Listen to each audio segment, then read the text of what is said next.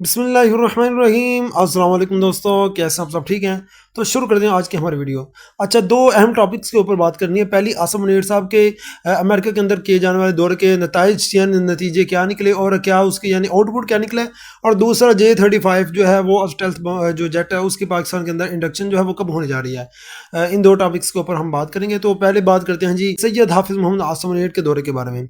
अच्छा जनाब, बहुत ही जो है वो ट्विटर और फेसबुक और दीगर जो है सोशल मीडिया प्लेटफॉर्म उनके ऊपर ये कयास आराइयाँ की जा रही थी और मुखालिफ पार्टियों की जानब से ये यानी बातें की जा रही थी कि वो शायद पाकिस्तान के एयर बेसिस का सौदा कर रहे हैं, शायद पाकिस्तान की जो है वो नेवल फोर्सेज उनका सौदा कर रहे हैं। लेकिन मैं आपको जो है इसके हकायक जो कि सामने आए हैं उसके बारे में बताने जा रहा हूँ। तो आपसे गुजारिश है चैनल को सब्सक्राइब करें, वीडियो को लाइक करें।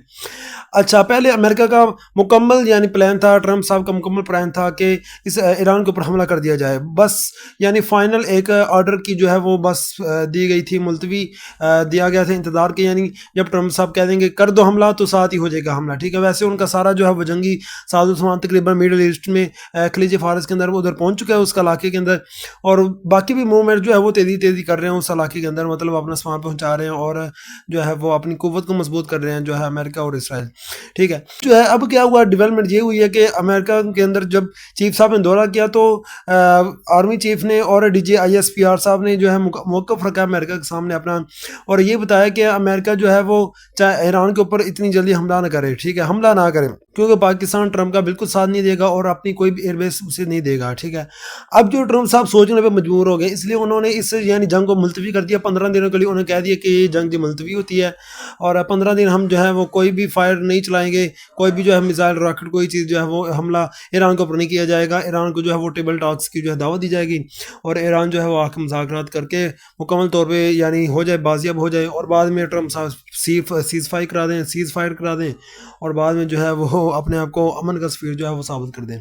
ठीक है, ये बात हो रही है, मतलब कि ट्रंप अपनी सियासत खेल रहा है। ठीक है, कि जी अगर मैं जंग के अंदर आ जाऊँ फिर भी मैं बल्ले बल्ले हो जाएगी मेरी। ठीक है, और अगर मैंने सीज़ फायर करा दिया फिर भी, मतलब दोनों तरफ से जिस तरफ भी ईरान जाए, ठीक है, तो ट्रंप साहब की बल्ले बल्ले ही होनी है। आसिम मुनीर साहब ने उधर बयान दिया, उन्हें इलाके की कशीदगी को कम करने के लिए बात किया, तो फिर उसकी बात को जो है वो सुना गया है और उसके ऊपर अमल भी किया गया है।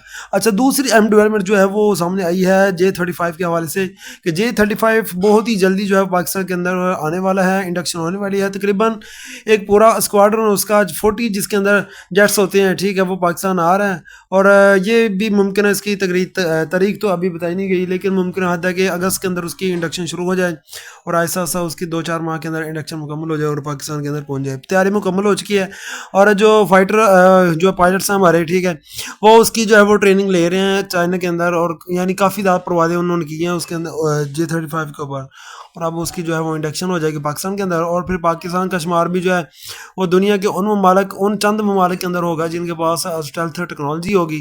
ठीक है, और पहले नंबर पे फिफ्थ जनरेशन, फिर स्टेल्थ टेक्नोलॉजी। ठीक है, फिफ्थ जनरेशन का मतलब ये होता है कि मतलब देखें ना, जब त्यारे बनने शुरू हुए तो पहले सीजन में यानी जब त्यारे पहली बार एक जंगी त्यारा बना होगा तो उस सीजन के सारे त्यारों को फर्स्ट जनरेशन के त्यारा कहा जाता होगा। ठीक है, फिर जब कोई दूसरा त्यारा बना जिसके अंदर उससे पहले त्यारे से थोड़ी जिद्दत आई तो उसको सेकंड जनरेशन कह दिया होगा। फिर जब अगला त्यारा आया होगा, ठीक है, अगले सीजन का मतलब जिसके अंदर ज़्यादा डेवलपमेंट होगी उससे थर्ड जनरेशन, फिर 4 आया, ठीक है, फिर 4.5। ठीक है, ये इंजन्स के हिसाब से होते हैं। ठीक है, और इसके बाद आया फिफ्थ जनरेशन जो कि बहुत ही कमाल का स्टेल्थ जो है जेट है। तो स्टेल्थ ये होता है कि रडार पे नज़र नहीं आता, मतलब जितनी मर्जी जो है वो दुश्मन कर ले कोशिश, लेकिन ये रडार के ऊपर नज़र नहीं आता, ये अपना हदफ पा के आराम से हदफ को हिट करके आराम से निकल जाता है। ठीक है, तो अब जो है इंडिया के अंदर लोगों को जो है उनके जर्नलिस्ट उनको टट्टियाँ लगी हुई हैं उनको जो है वो कह रहे हैं कि मर्चियाँ लगी हुई हैं कि ये क्या होने जा रहा है। पाकिस्तान जो है वो स्टेल्थ या टेक्नोलॉजी के साथ जो है वो पाकिस्तान के अहम तरीन मुल्कों के अंदर शामिल होने जा रहा है और हम जो है वो अभी तक राफेल को जो है वो आप ले के बैठे हुए हैं, राफेल कर रहे हैं, तो हमारा क्या बनेगा। इसलिए उन्होंने भी जो है अपने अंदर खाते तैयारी शुरू की हुई है। लेकिन आपको बताते चले कि इंडिया जो है उसकी टक्कर लेना चाहता है, उसका यानी जो है वजह का उसको पाना चाहता है कि जी हम भी खुद साज फिफ्थ जनरेशन बना सकते हैं, लेकिन मेरे ख्याल के अंदर ये इतनी जल्दी पॉसिबल नहीं, कम कम से कम 10-15 साल लगेंगे इंडिया को 5th जनरेशन तैयार बनाने में, ठीक है। वो दूसरी बात है कि अगर वो किसी दूसरे मुल्क से इंडक्शन कर ले, यानी जैसे इसराइल से या अमेरिका से उसको मंगवा ले, ठीक है, तो ख़रीद ले, तो वो अलग बात है, लेकिन खुद नहीं बना सकता